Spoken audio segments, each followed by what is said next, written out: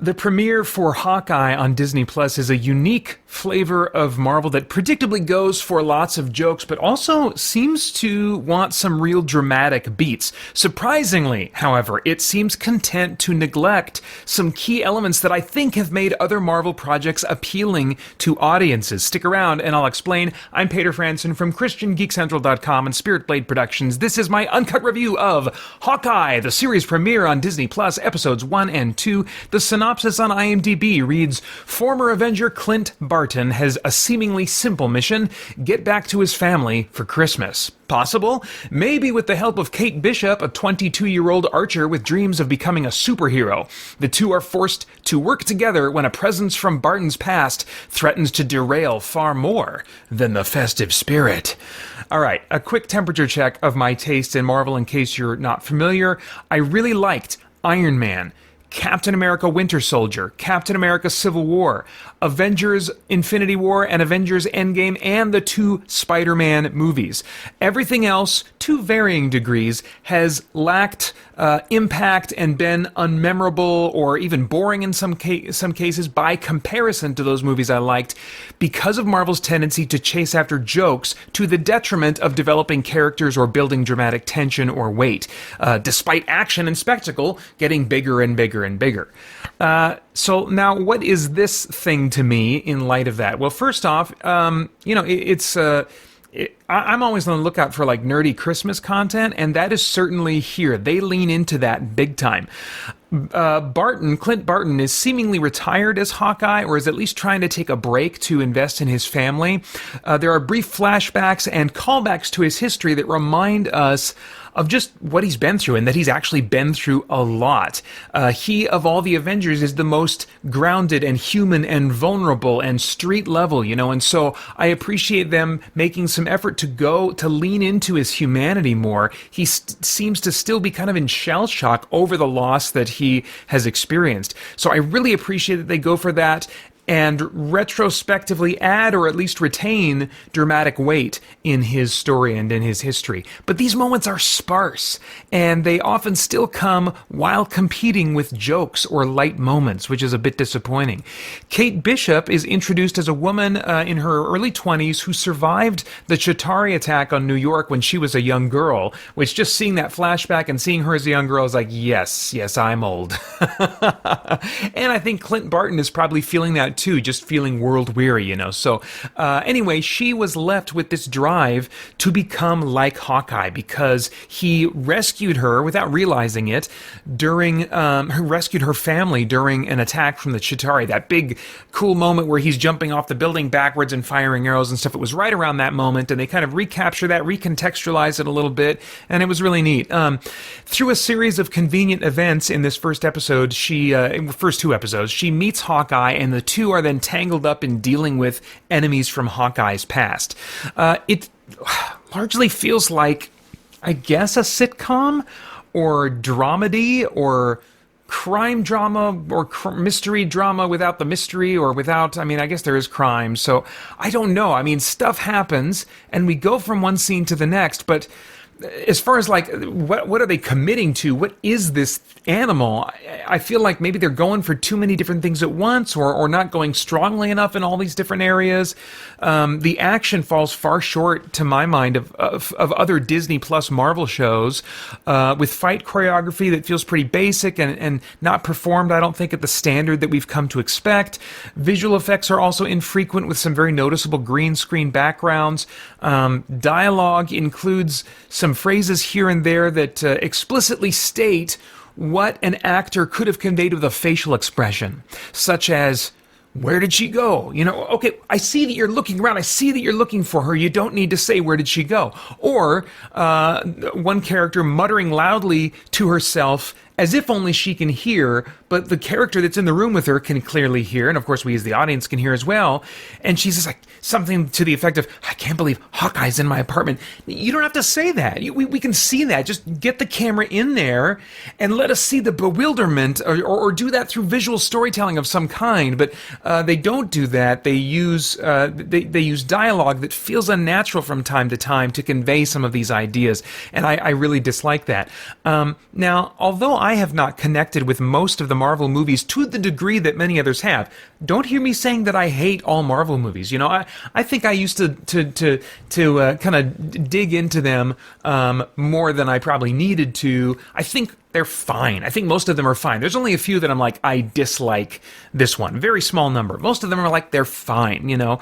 But despite that, you know, even though I haven't connected with most of the Marvel movies like most others have, I am betting that even Marvel fans are going to feel let down by this. My oldest son, 14 years old, who is definitely a big fan of the Marvel movies, watched this. I mean, I watched it with both of my sons. My 11-year-old was like, that was great. You know, I think there was enough in it for him, but he's been really restricted lately in his screen time. So I think being able to watch screens at all today was a bit of a novelty for him. So maybe that's a factor as well. But my 14-year-old, who's been a Marvel fan, really just felt like it was okay, but I feel like they haven't gotten to the good part yet. And that's, you know, very succinctly states how I feel about this thing. And I think a lot of Marvel fans are going to feel let down and maybe, like me, even baffled at how this turned out the way that it did, at least in the first 2 episodes that I've seen.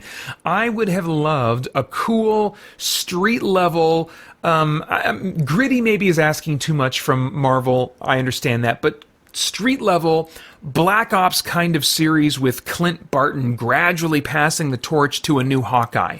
But if Kate Bishop is the future of that name, then this feels like such a weak start for her to try and establish herself. As far as the cast goes, the conflicting tones that the series seems to be going for thankfully do not get in the way of the great moments that Jeremy Renner has as Clint Barton or Hawkeye, both dramatically and comedically. I felt for him as he mourned loss, and as the camera would just show him in kind of like still just stunned silence, you know, as the world around him is rejoicing and enjoying Christmas and watching a Broadway musical about the Avengers that certainly has its own bits of comedy and stuff. He's just kind of like, man, it's like nobody, you can just see in his eyes the world weariness. It's like no one has seen what I see. No one realizes that the world is as dark as it is except for me. I'm just alone in this. There's a loneliness to where he's at emotionally that Renner, without saying anything in a number of scenes, really conveyed wonderfully. And so I felt for him as he mourned loss, and even chuckled in sympathy a couple of times as he acted as world-weary straight man among a bunch of smiley, oblivious people who have no appreciation for what he's been through. I'm not connecting with Haley Steinfeld's Kate Bishop yet, which is likely because they lean her toward comedy most of the time. And so for a consistent tone, I would say even in her other scenes, some things she's doing are overstated or just read to me as actor choices. But I'm not familiar enough with her as an actress to say that that's has something to do with her skill as an actor. But there's just something about her performance and what they're having her do that I'm just like not connecting with tonally. Other times the dialogue writing was getting in the way. And in general, you know, she and much of the cast, I feel like, overstate things here and there in their performances, which again, I suspect is a directorial choice in service to a lighter tone that I just have no interest in. As far as stunts and visuals, as I've already said, stunts and visuals fall far short of my expectations for Disney Plus Marvel shows at this point. They recreate some quality spectacle from the first Avengers movie, but it felt like they blew their budget on that, as the effects and the fight choreography that come after lack any real spectacle or visual flair. The action also isn't that frequent, leaving the whole thing feeling, the word pedestrian, very pedestrian comes to mind, and frankly just plain boring for me.